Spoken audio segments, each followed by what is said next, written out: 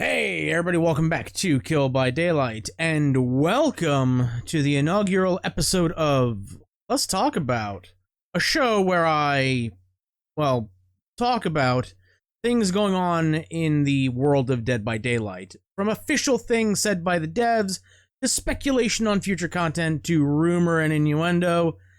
Today we're talking about the hottest and sort of controversial topic in the community as of right now, June 2025. So enough chit-chat, let's talk about Darth Vader in Dead by Daylight? For those who don't have any idea what I'm talking about Darth Vader in Dead by Daylight, Matthew Cote had an interview recently with Saw Palin, a French content creator and podcaster, where he revealed that Darth Vader, yes, that Darth Vader, is or was considered for Dead by Daylight. We don't know if it is on the table or if it once was, but is no longer on the table. I'm on the fence about that because Cote doesn't usually talk about a license openly if it's something that will be coming to the game soon. When he does mention a license that isn't in the game and it's something that he wants, to me that's him putting it out in the universe. Like, hey license holder, you like money, we like money, let's like money together. That sort of thing, right? He was very open about wanting Chucky in the game for like the longest time. He said that was like on the top of his list.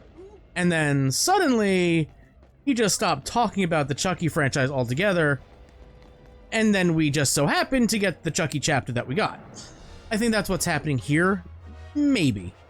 The thing we can actually speculate on is the leaks from January, where someone on the now dead DbD Leaks Discord said Disney wanted Vader to be in DbD, but Behavior didn't want anything from the movies.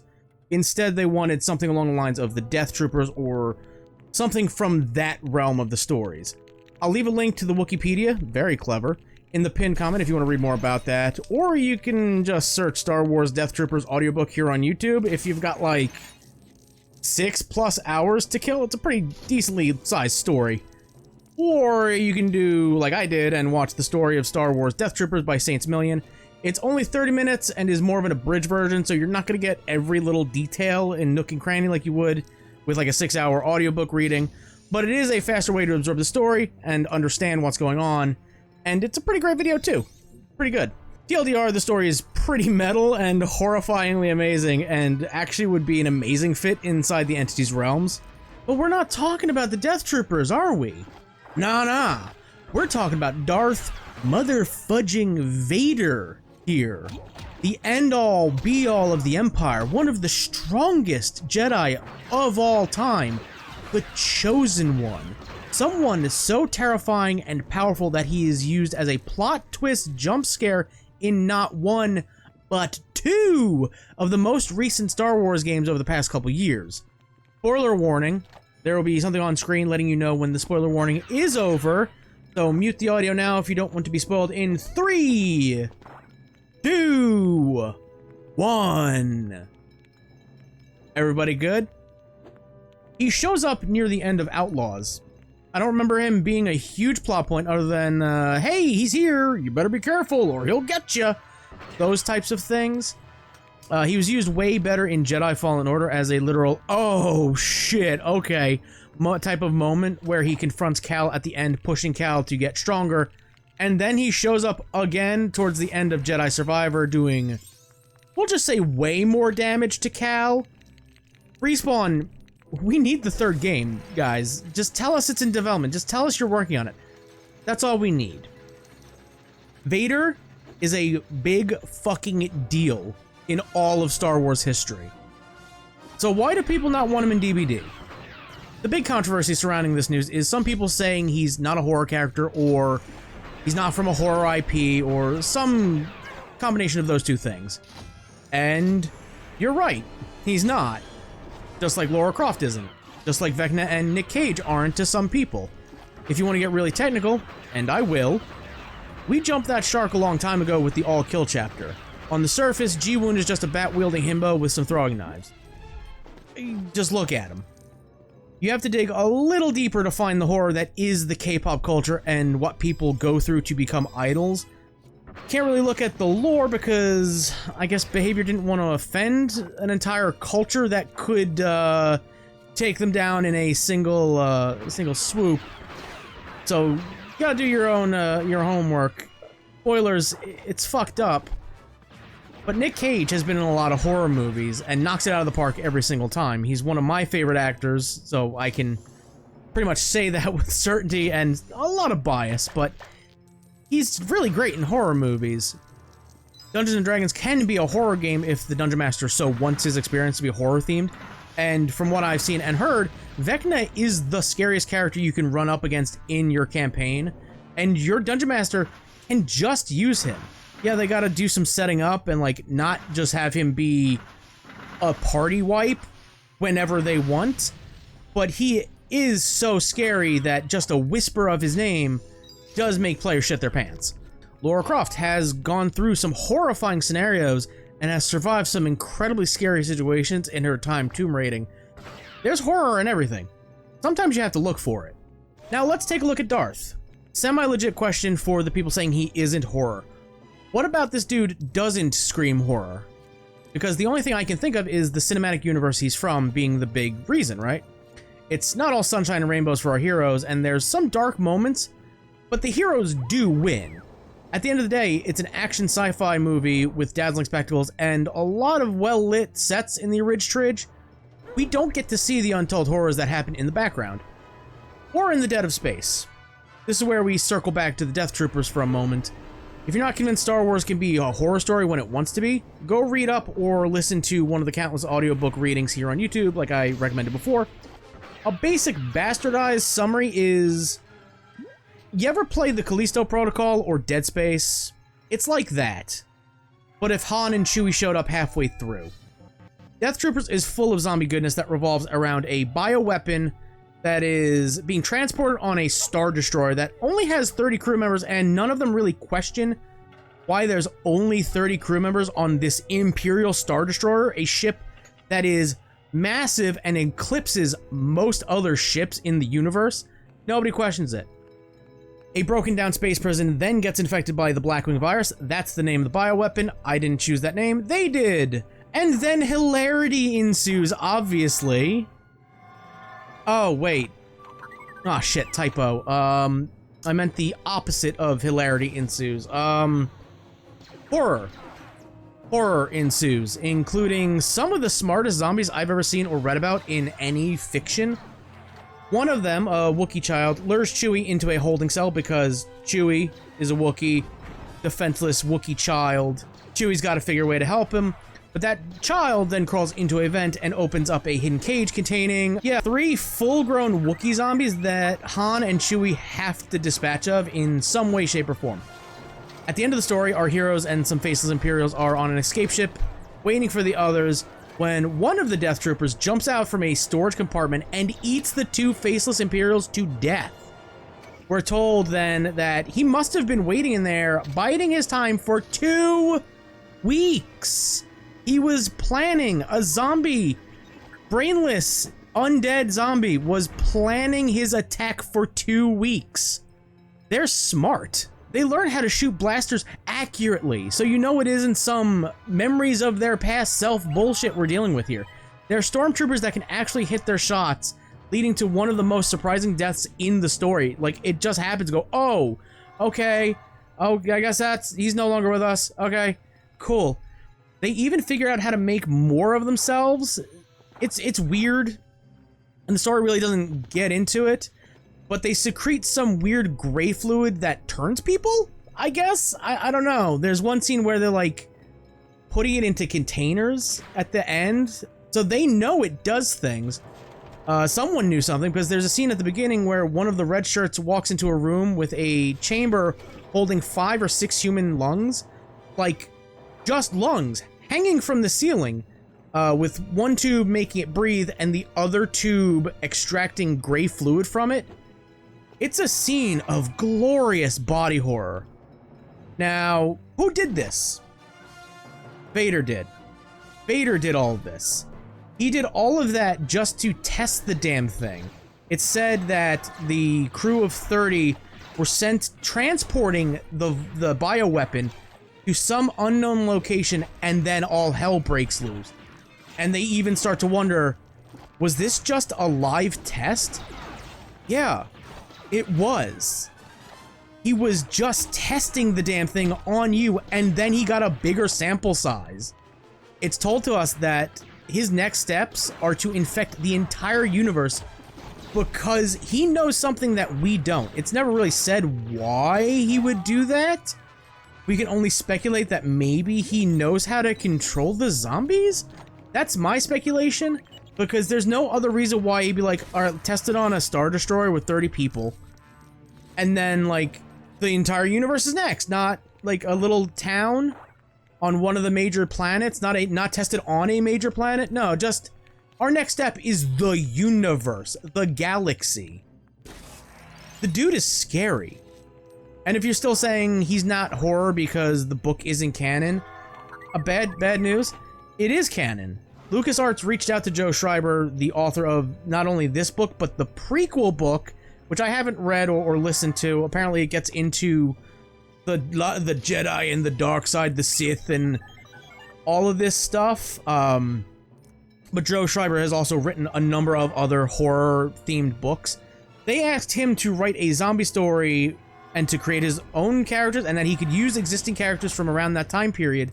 They wanted something at the height of the zombie rebirth in the early 2000s, and they greenlit it. They said, yes, this is good. So it's canon. But if you want something from the movies, you can go watch the last few minutes of Rogue One. That sums it up pretty well. That scene, for me, cements him as a terrifying character. Just that scene is so good. I can't show any of it because Disney, for God's sake. But if you've seen Rogue One and you've seen the end of it, you go, oh shit, alright, yeah, that's it. Now, let me set the scene for you, okay? If you're still not convinced. Just imagine, you're on Greenville Square. It's a pretty dark map. It's not very well lit. It's very dark. You're sitting on a gen, doing survivor stuff. All you hear is the loud-ass generator repair noises, because you're being a good survivor, being a good teammate, letting somebody else take chase while you speed run those gens. And then all of a sudden, you spin the camera and you hear, and then you see the lightsaber glow, that red hue, that red fluorescent buzzing noise unsheathed. Yeah, he's a fucking horror character in an action-adventure series. Darth Vader absolutely deserves a spot in Dead by Daylight. That is my official stance on this matter. He absolutely deserves a spot on the roster. We could get into the logistics of how the entity, or matter of fact, when the entity took him, I guess. Because I feel like, well, spoilers for like a 40 or 50-year-old movie, Vader's death is precise. Like, it's a Viking funeral. You kind of need a dead body for that. And if the entity takes him any time before that, we're getting into some Springtrap levels of canon issues here. Because he kind of needs to be in those first 3 movies for the threat to be real. So we could argue about that point, and that's not up to us, that's up to their lore writers to confuse Pixelbush even more. So we'll let him handle that if the day ever gets here. And we can sit here and talk about his power set. He's got a lot of it. There are people wondering if the Death Troopers stuff was linked to Vader.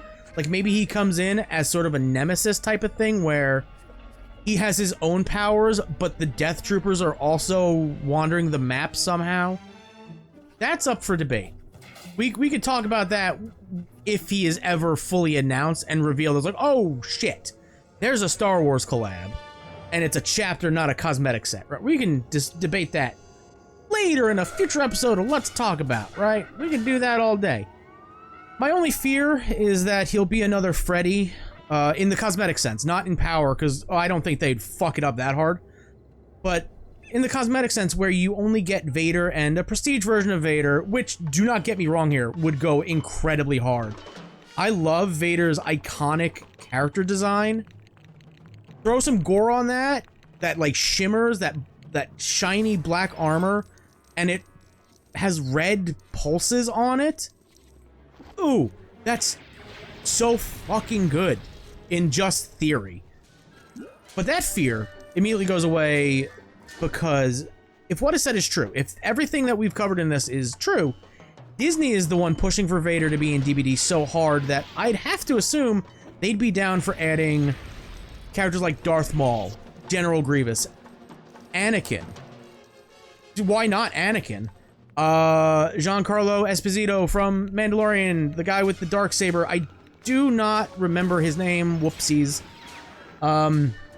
Sidious. You could add although Sidious doesn't. We never. Sidious. Count Dooku, Kylo Ren. You could have them all as cosmetics. I don't see why behavior would not just be like, all right, you want Vader in? Yeah, you know, it'll be a successful chapter. What about Anakin though? What about General Grievous? What about Darth Maul skins? They could probably haggle and be like, oh, we'll add Vader, but we want some choice skins because that'll make us even more money.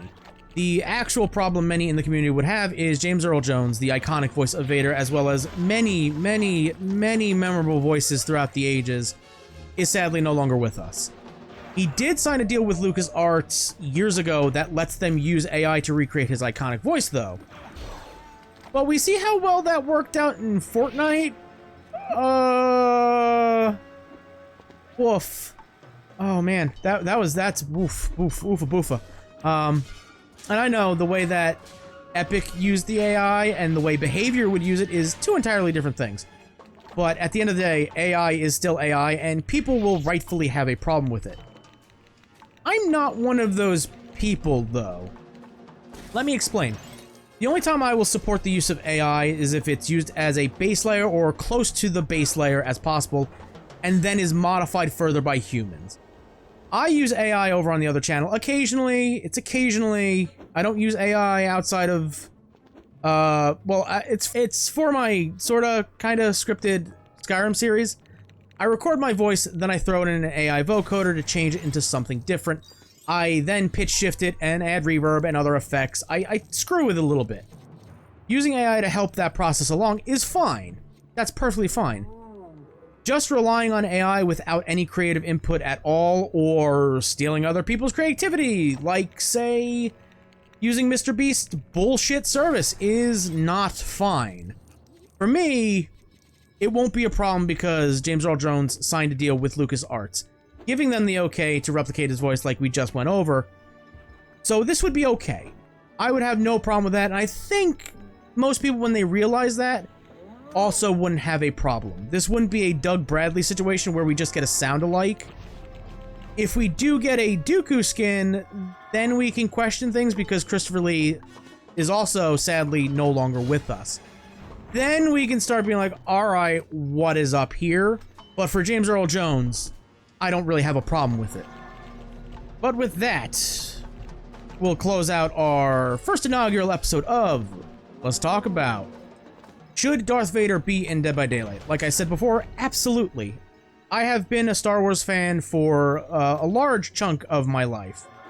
The original trilogy is still great, is still goated. I haven't watched the prequel trilogy in quite some time, so maybe that'll have grown on me if I do sit down to watch it. But, they're killing younglings. Yeah, well, time will tell with that one if I sit down and watch it. But the original trilogy, I can respect what they tried to do in the prequel series, so don't get me wrong with that. Darth Maul obviously kicks ass. General Grievous is probably one of my favorite, I guess we'll call him sub-villains in the Star Wars franchise, so I love him, so I'll have to go through a rewatch and see how that turns out. The new trilogy, I think I only saw the first one. I saw Rogue One, but the new ones with Rey and Finn, I saw the first one and I was like, oh, it's pretty good. Kylo Ren is a character that's pretty cool, I guess. So I guess we'll say I have a mixed history with the franchise, but overall I do love it. We talked about the games before. I do love the Respawn games. I did like and enjoy my time in Outlaws. People bitched about it for the wrong reasons, but I enjoyed it. The Lego games, which you're probably seeing gameplay of here because I kind of want the background footage to kind of match the subject we're talking about. Speaking of that topic of subjects, I do have a few things written down, stuff that we could talk about maybe upcoming things. But if you have a suggestion of things I should talk about, you want me to hear me talk, you want to hear me talk about? Is that English? I think so. I just did a lot of English in this one. But if you want me to talk about something that's happening in the world of Dead by Daylight, it doesn't have to be PTB stuff or gameplay stuff. Whatever talking point you want me to talk about. I don't really want to talk about drama because that shit's boring to me. I don't care for drama. Oh my god, this guy's beefing with this guy. Can you believe it? Yeah, I can, because humans are humans. That's it. I'd rather not talk about beef and infighting in the community. That's just not my place. I don't want to start shit up about, like, oh my god, this person said this, and then this person said this. I think this. No. I don't want to do that. But if you got an interesting topic to talk about, like, potential stuff that could come to DbD, touched on it before, but I think the DbD Leaks Discord is dead. They sent, like, cease and desist to that. I know Ruthless doesn't tweet out, big leaks. Dweet certainly doesn't do that anymore either. I haven't seen Schmuckles post much about it. So, I don't think we can talk about leaks, but whatever else, potentials, theories, let me know. I'm always looking for ideas. But for now, I want to thank you all for watching. If you enjoyed what you witnessed, if you have any thoughts or feelings about this subject, let me know in the basement. I'm open to all and any opinions. They're all welcome here. But I want to thank you all for making it this far. If you enjoyed what you witnessed, hook the like button, more a subscribe button, bing bong that bell, and until the next time, which I don't know when that will be, I don't really have a schedule for the Let's Talk About just yet, because topics, I got a few of them, but not enough to be like, it's a weekly thing. Maybe twice a month, maybe. We'll have to see. But until next time, I will see you in the fog. Good luck.